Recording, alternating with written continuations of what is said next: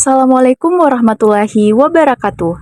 Halo teman-teman, pada kesempatan kali ini kami akan membahas sebuah teori belajar yang sangat menarik dan relevan dengan kegiatan pembelajaran kita sehari-hari, yaitu teori kecerdasan majemuk. Nah, adapun anggota dari kelompok kami yaitu Mike Alkuri, Della Rizkia Khairuddin, dan Fitri Ramadhani. Nah, dalam video ini kami akan mengupas bagaimana konsep teori kecerdasan majemuk dan implementasinya dalam pendidikan. Selamat menyimak! Pada tahun 1983, seorang psikolog bernama Howard Gardner dari Universitas Harvard memperkenalkan konsep baru dalam memahami kecerdasan manusia. Ia menulis buku berjudul Frames of Mind yang menjadi dasar teori yang disebut dengan multiple intelligence atau kecerdasan majemuk. Dalam bukunya, Gardner menyatakan bahwa kecerdasan itu tidak dapat diukur hanya melalui tes IQ atau keberhasilan akademik. Kecerdasan jauh lebih luas dan mencakup berbagai kemampuan yang membantu seseorang berfungsi dan berhasil dalam kehidupan sehari-hari. Lalu, mengapa teori ini penting? Konsep kecerdasan tradisional yang hanya mengandalkan skor IQ seringkali mengabaikan banyak kemampuan lain yang dimiliki oleh seseorang. Tes IQ hanya berfokus pada dua aspek kecerdasan, yaitu kemampuan verbal linguistik dan logis matematis. Tetapi, bagaimana dengan kemampuan seorang seniman dalam menciptakan lukisan yang indah? Bagaimana juga dengan kemampuan seorang pemimpin dalam memahami dan menggerakkan orang-orang? Nah, teori multiple intelligence atau teori kecerdasan majemuk ini mengajarkan kita untuk melihat kecerdasan dari sudut pandang yang lebih luas. Dalam pendidikan, teori ini sangat penting karena dengan memahami kecerdasan majemuk, guru dapat menciptakan metode pembelajaran yang beragam untuk mendukung setiap siswa. Selain itu, orang tua juga bisa untuk mengenali kekuatan dan kelemahan dari seseorang, sehingga potensi dapat dikembangkan secara maksimal. Apa itu kecerdasan? Howard Gardner mendefinisikan kecerdasan sebagai kemampuan untuk memecahkan masalah atau menciptakan produk yang bernilai di lingkungan tertentu. Berbeda dengan definisi tradisional yang cenderung kaku, pandangan Gardner jauh lebih fleksibel dan holistik. Ia percaya bahwa kecerdasan adalah tentang bagaimana seseorang menggunakan kemampuannya untuk bertahan hidup, berkembang, dan berkontribusi pada masyarakat. Seorang ahli yang bernama Howard Gardner mengidentifikasi 8 jenis kecerdasan utama yang dimiliki oleh manusia. Yang pertama, kecerdasan linguistik.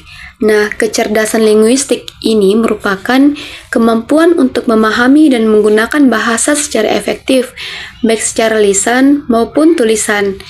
Individu dengan kecerdasan ini cenderung unggul dalam memilih kata, menyusun kalimat, dan menyampaikan ide secara jelas serta menarik. Orang dengan kecerdasan seperti ini biasanya senang membaca, menulis, atau berbicara di depan umum. Mereka sering menjadi penulis, jurnalis, pembicara publik, atau bahkan pengacara yang handal.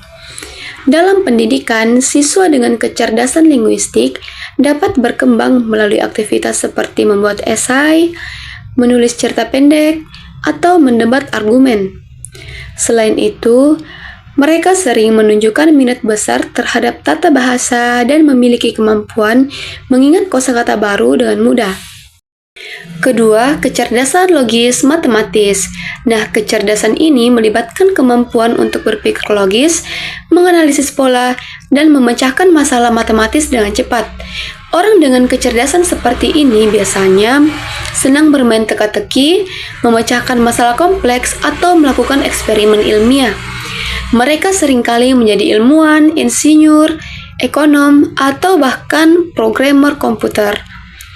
Dalam dunia pendidikan, kecerdasan ini dapat diasah melalui aktivitas seperti mengerjakan soal matematika yang menantang, membuat eksperimen sains berbasis hipotesis, atau bahkan menganalisis data dalam grafik. 3. Kecerdasan visual spasial. Nah, kecerdasan ini merupakan kemampuan untuk memahami ruang, bentuk, warna, dan hubungan visual lainnya dengan baik. Orang dengan kecerdasan seperti ini biasanya memiliki imajinasi yang kuat, pandai menggambar, dan unggul dalam membaca peta atau diagram. Mereka sering menjadi arsitek, desainer, grafis, pilot, atau fotografer yang berbakat. Dalam pembelajaran, kecerdasan ini dapat dikembangkan melalui aktivitas seperti membuat peta konsep, menggambar ilustrasi, atau menggunakan aplikasi desain digital. Yang keempat, kecerdasan kinestetik. Nah, kecerdasan ini mencakup kemampuan mengontrol gerakan tubuh dengan baik dan menggunakan tangan untuk menciptakan atau memanipulasi sesuatu. Orang dengan kecerdasan seperti ini biasanya aktif secara fisik, menikmati kegiatan olahraga, dan memiliki keterampilan motorik yang baik. Mereka sering menjadi atlet, penari, aktor, atau pengrajin yang luar biasa. Dalam pendidikan, pembelajar berbasis praktik seperti eksperimen laboratorium, simulasi, atau bermain peran sangat cocok untuk mereka. Individu ini sering merasa lebih mudah memahami sesuatu melalui pengalaman langsung daripada hanya membaca atau mendengarkan. Mereka juga cenderung memiliki koordinasi tubuh yang baik dan kemampuan menyelesaikan tugas manual dengan efisien. Selanjutnya, jenis kecerdasan menurut Gartner yang kelima, yaitu kecerdasan musikal. Kecerdasan musikal merupakan kemampuan untuk mengenali nada, irama, melodi, dan harmoni dengan baik. Orang dengan kecerdasan musikal biasanya sangat peka terhadap suara di sekitar mereka dan dapat mengingat nada atau melodi dengan cepat. Mereka sering menjadi musisi, komposer, penyanyi, atau bahkan produser musik yang berbakat.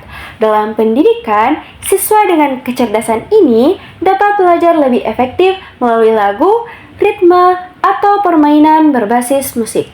Selain itu, mereka sering menunjukkan minat pada alat musik tertentu atau memiliki kemampuan untuk menciptakan lagu sendiri. Selanjutnya, kecerdasan interpersonal.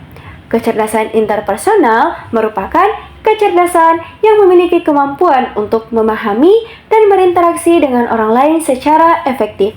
Orang dengan kecerdasan seperti ini biasanya sangat sosial, pandai berkomunikasi, dan mudah memahami emosi atau kebutuhan orang lain. Mereka sering menjadi pemimpin, guru, konselor, atau negosiator yang hebat. Dalam pembelajaran, aktivitas seperti diskusi kelompok, proyek kolaboratif, atau permainan peran sangat membantu mereka dalam mengembangkan keterampilan ini. Selain itu, individu dengan kecerdasan interpersonal biasanya senang bekerja dalam tim, memiliki empati yang tinggi, dan sering menjadi penghubung dalam menyelesaikan konflik atau mengordinasikan pekerjaan kelompok. Yang ketujuh, kecerdasan intrapersonal. Kecerdasan intrapersonal mencakup kemampuan untuk memahami diri sendiri, termasuk emosi, motivasi, dan tujuan hidup. Orang dengan kecerdasan seperti ini biasanya lebih introvert, tetapi memiliki pemahaman mendalam tentang kekuatan dan kelemahan mereka sendiri. Mereka sering menjadi filsuf, psikolog, penulis biografi, atau pembicara motivasi. Dalam pembelajaran, aktivitas seperti menulis jurnal refleksi, merancang rencana pribadi, atau meditasi sangat cocok untuk mereka. Yang kedelapan, kecerdasan naturalistik. Kecerdasan naturalistik adalah kemampuan untuk mengenali pola di alam, seperti flora, fauna, atau fenomena lingkungan. Orang dengan kecerdasan seperti ini biasanya dia senang berinteraksi dengan alam, memiliki minat besar pada ekologi, dan peka terhadap perubahan lingkungan. Mereka sering menjadi petani, ahli biologi, konservasionis, atau ilmuwan lingkungan. Dalam pembelajaran, siswa dengan kecerdasan ini dapat berkembang melalui aktivitas seperti pengamatan langsung di lapangan, eksperimen ekologi, atau proyek penghijauan. Individu ini juga sering menunjukkan kemampuan untuk merancang solusi praktis dalam menjaga kelestarian lingkungan dan memiliki perhatian mendalam terhadap keseimbangan ekosistem. Nah, itulah tadi pembahasan kita tentang teori kecerdasan majemuk. Jadi, sekarang kita tahu kalau setiap orang itu punya kecerdasan unik yang bikin mereka istimewa. Ada yang jago berbicara, ada yang suka hitung-hitungan, ada yang kreatif lewat gambar, bahkan ada yang lebih paham lewat gerakan atau musik. Intinya, semua kecerdasan itu penting dan saling melengkapi. Jadi, yuk kita eksplorasi diri kita sendiri, cari tahu apa yang bikin kita berkembang di dunia ini. Kalau kita seorang guru atau pendidik, mari kita coba menerapkan pendekatan yang lebih seru dan lebih beragam agar semua potensi siswa bisa berkembang. Terima kasih untuk teman-teman yang sudah menonton video ini sampai selesai. Jangan lupa share, like, dan pastinya subscribe channel ini agar kalian tidak ketinggalan video-video bermanfaat lainnya. Sekian dari kami, sampai jumpa lagi. Wassalamualaikum warahmatullahi wabarakatuh.